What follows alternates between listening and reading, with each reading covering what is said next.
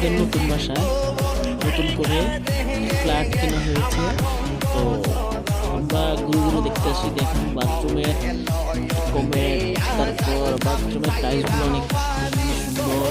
এরপরে যে রুম ছোট হলো, ঠিক আছে, এসি আছে, তারপর এখানে ডয়ার আছে। এই সাইডে আবার কাপড় ধোয়ার মেশিন আছে। এখান দিয়ে আমরা আবার বের হই ড্রয়িং রুমের দিকে যাইতেছি। এই যে ড্রয়িং রুম, এই যে সবাই মিলাদের জন্য প্রস্তুত হইতেছে। এখানে আবার ধরেন কিছু গাছগাড়া রাখার জন্য খোরাক। তারপরে এখানে এসে আপনার কিচিং রুম, রান্নাবান্না হবে। রান্নাবান্নার কাঠগুলো অনেক সুন্দর। এই দিক দিয়ে জানালা, পাশের বিল্ডিং দেখা যায়। হ্যাঁ, এই পাশের বিল্ডিং দেখা যায়। এই যে হাউস টাউস সবাই আছে, দোয়া টোয়া। তারপর এখানে আমাদের মিলাদের জন্য সবাই প্রস্তুতি হইতেছে। এই যে মাসুদ মামা, তারপর হুজুর। তারপর আমি এই যে পাশের ইয়েতে রুমে ঢুকলাম। এখানেও বাথরুমের ডিজাইনগুলো অনেক সুন্দর। দেখুন এই যে কি সুন্দর হ্যান্ড শাওয়ার। তারপর এখানে সাবান, তোয়াল, তৈলা, তারপর এখান দিয়ে মানে শাওয়ার করার মতো ইয়ে আছে। এই দেখুন।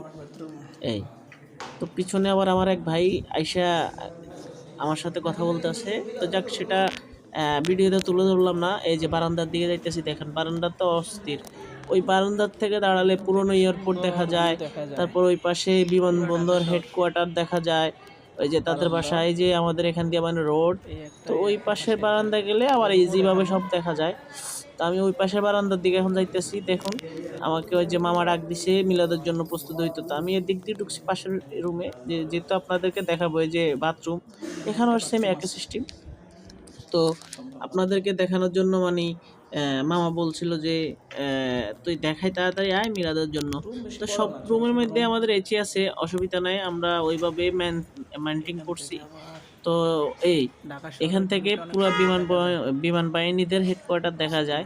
আর ওই যে এয়ারপোর্ট দেখা যায়, যেখান থেকে মানে বাংলাদেশ বিমান বাহিনীরও হেডকোয়ার্টার। বর্ডার মুখী গার্ড